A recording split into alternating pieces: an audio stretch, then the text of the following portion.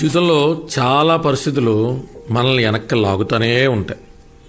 అవి మన ఆర్థిక ఇబ్బందులు కావచ్చు, కుటుంబ సమస్యలు కావచ్చు, వ్యక్తిగతమైన సమస్యలు కావచ్చు, కారణం ఏదైనా కావచ్చు, ఎప్పుడూ బలంగా మనల్ని కింద పడేయడానికి లాగుతూనే ఉంటాయి. అప్పటిదాకా మన అనుకున్నోళ్ళు, మనతో ఉన్నోళ్ళు మన చుట్టుపక్కలే ఉంటూ ఎందుకో తెలియని ఒక ప్రేక్షక పాత్ర వహిస్తారు తప్ప ముందరకొచ్చి చెయ్యిచ్చి బయటపడేసేటువంటి ప్రయత్నమే చేయరు. వాళ్ళు ఏమన్నా చేస్తారేమో అని మనం ఆశగా చూసి అక్కడే నిశ్శబ్దంగా ఉండిపోవడం తప్ప ఒక్కడుగు కూడా ముందరకేసేటువంటి అవకాశం ఉంటుంది.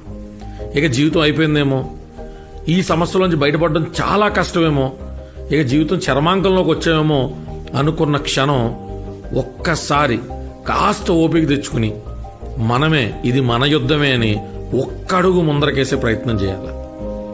ఆ ఒక్కడుగుతో ఒక్కసారిగా మనం బయటపడిపోవచ్చు, కానీ ఆ ఒక్కడుగుతో మనలో మిగిలి ఉన్నటువంటి నిద్రాణమైన శక్తి ఇంకాస్త ఎదరకు కల్పిస్తూ ఉంటుంది. మన చుట్టూ ఉన్న వాళ్ళు అప్పుడు దాకా మనం వాళ్ళే ప్రపంచం అనుకున్న వాళ్ళు కళ్ళెదురుకుండా నడుచుకుంటూ వెళ్ళిపోతూ ఉంటారు, మనల్ని ఒంటరిగా వదిలేస్తారు. వాళ్ళు మన దగ్గరికి రాలేదే అనేటువంటి బాధ కంటే మనం ఎలా ఈ బాధలోంచి బయటపడాలనేటువంటి ఆలోచనే మనకు ముఖ్యం అవ్వాలి.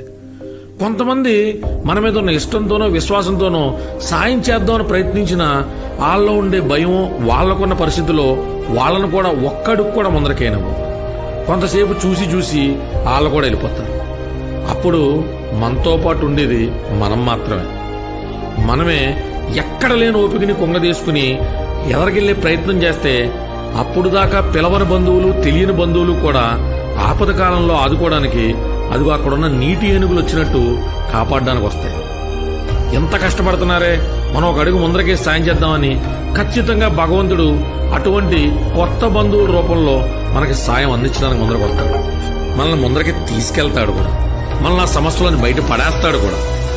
కావాల్సిందల్లా అటువంటి ఆపద్బాంధవులు వచ్చే క్షణం దాకా మనల్ని మనం కాపాడుకుంటూ ఒక్కో అడుగు ఎదరకేస్తూ ఎక్కడ లేని శక్తిని కూడగట్టుకుని బతికేటువంటి ప్రయత్నం చేయడం మాత్రం.